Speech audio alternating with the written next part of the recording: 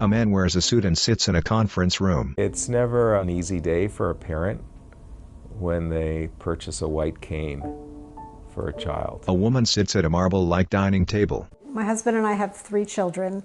They're now adults. The oldest and youngest were born profoundly deaf. I was born with profound hearing loss. A young woman sits in a dining room. I received my cochlear implant at 15 months. During the regular eye exam, they saw the telltale spots on her retinas, and we knew immediately that meant that she had Usher syndrome and that both girls had Usher syndrome. And we understood that it was a particular genetic form of Usher syndrome, referred to as type 1F. And then sometime during childhood, their vision is affected first with diminishing night vision, and then their peripheral vision starts to close in.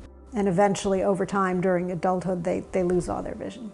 The screen gradually darkens from the outside to the center, until the screen turns completely black. We got involved with the Usher Syndrome Coalition and learned that while there was significant research for other types of Usher syndrome, there was nothing for type 1F. My parents said to each other, "We can't sit and do nothing." Text, Jessica Chikov. The Harvard Medical School logo is on the left of the text. Text on next scene, Melissa Chikov, Chair, and Trustee, Usher 1F Collaborative. The Harvard Medical School logo is on the left of the text. And so that's why in 2013 we founded Usher 1F Collaborative, specifically to fund research for a cure for Usher syndrome type 1F. Text, Elliot Chikov, Johnson & Johnson Professor of Surgery, Beth Israel Deaconess Medical Center. The Harvard Medical School logo is on the left of the text. One of the initiatives that we decided to engage in was to sponsor a mini research symposium, and there's no better environment than the Harvard community, and especially Harvard Medical School. The imposing facade of a campus building. The building is in a Greek style, is white with light gray patches, and has 6 tall columns in front. And when I was sitting at the table with my sister, this guy came over with one of his researchers or postdocs in the lab and introduced himself. I talked a little bit about the condition and what I was doing. Text, David Corey, Bertarelli Professor of Translational Medical Science, Harvard Medical School.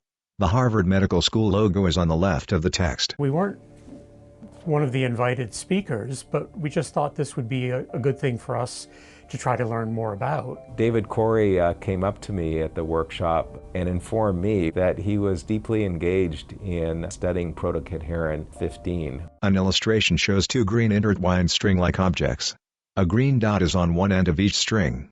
Text above the illustration, protein/gene. Text below, protocadherin 15. We had known that Usher 1F was caused by mutations in protocadherin 15, but we hadn't really thought much about trying to use our knowledge to develop a therapy.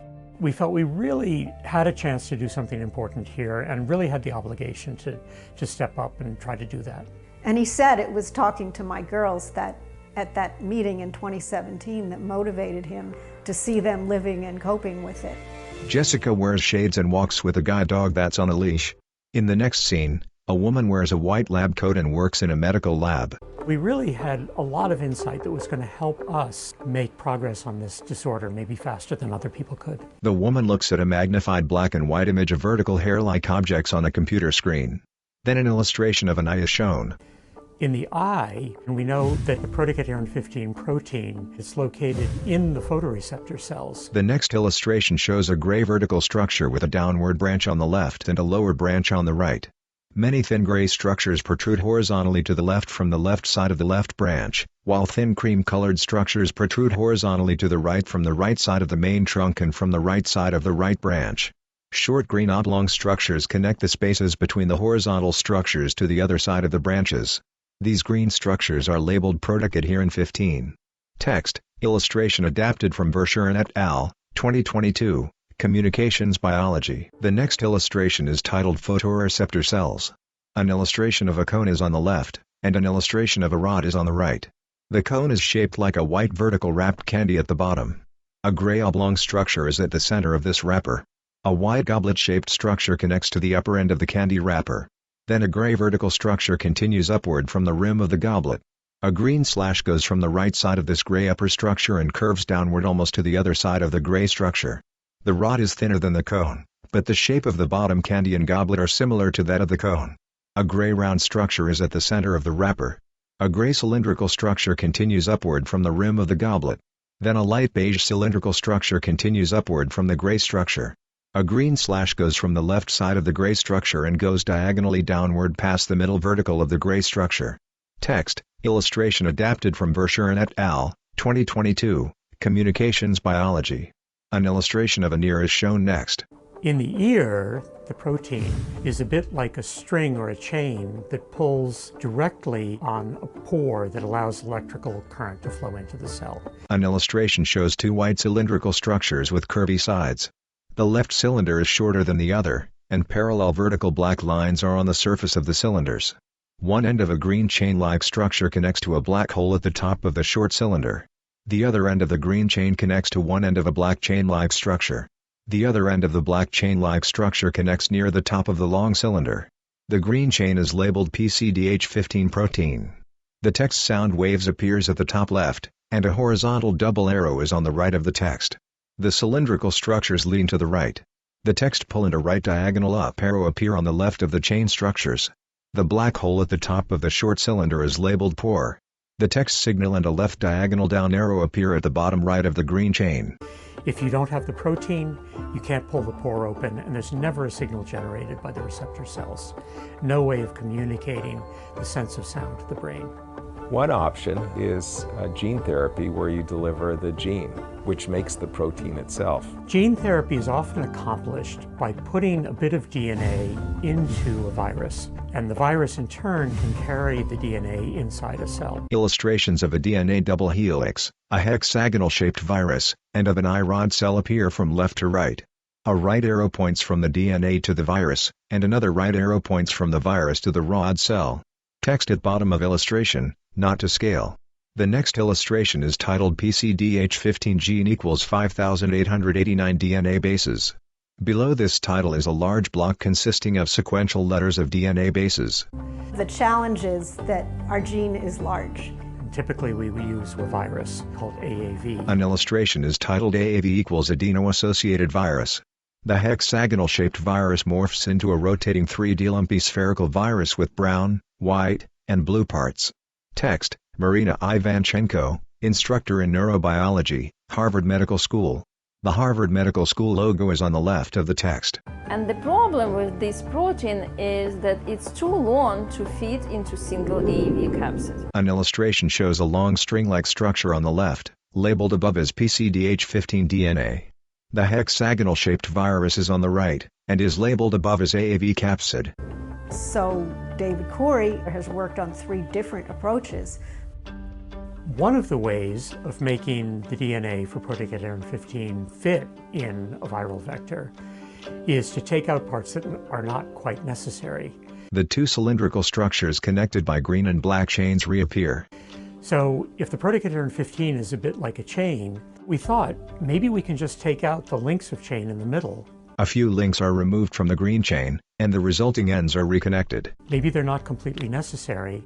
The DNA that encodes the protein can be shorter, and then it can fit in a single viral vector. A segment is cut off from the string-like structure from an earlier illustration, and the resulting ends are reconnected. Then the shortened string structure goes inside the hexagonal virus. For another approach, we fit the DNA into the viral vector simply by cutting it in half, and then each half is easily short enough to fit in a single vector. In another illustration, the long string is cut in half, and then each half goes into a different hexagonal virus. Then the 2 viruses attach to the bottom part of a rod cell. And then we engineer the DNA so that once it's inside the cell, it will join back together and create a single full-length DNA that can be used to create the single full-length protein 15. 2 ends of the 2 short strings reconnect. Then a right arrow appears to the right of the long string, and a green chain appears on the right of the arrow. The next illustration is titled CRISPR-Cas9, Gene Editor. A dark blue string-like structure appears below the title. Then a hexagonal virus appears on the right of the string, and a right arrow appears between them. And then the third was to put the DNA for a gene editor into the vector in a way that the editor would actually correct the mutation in the cell's own DNA and allow the cell to create a perfectly normal protein. The next illustration is titled PCDH15 gene. Below the title is a large block of sequential letters of DNA bases. We focus on a small section of the block, then a red letter T is replaced by a green letter C. To test these approaches, we use different models. We tested in zebrafish, in mice, in human retinal organoids, and in non-human primates. We've got 3 shots on goal happening at one time, and one of them should work. Melissa smiles. Marina wears a white lab coat and works in a neurobiology lab. Seeing what's come out of David's lab has been so hopeful for us. Meeting Rachel and Jessica Chaikoff has been especially inspirational for all of us in the lab. Realizing that the clock is really ticking for them, it's something that has kept all of us in the lab working really hard on this project. And it's really gratifying that we've come up with something that may work. Just being able to have a cure would mean a sense of freedom. It would mean I could make the choices that I have always wanted to make. And we're in a race against time for our kids and for all of those with Usher 1F. They're losing vision every day, and so the sooner we get a cure, the better. I grew up with my vision. I grew up being able to see the world. I don't want to give that up. Logo and text, Harvard Medical School. Produced by the Office of Communications and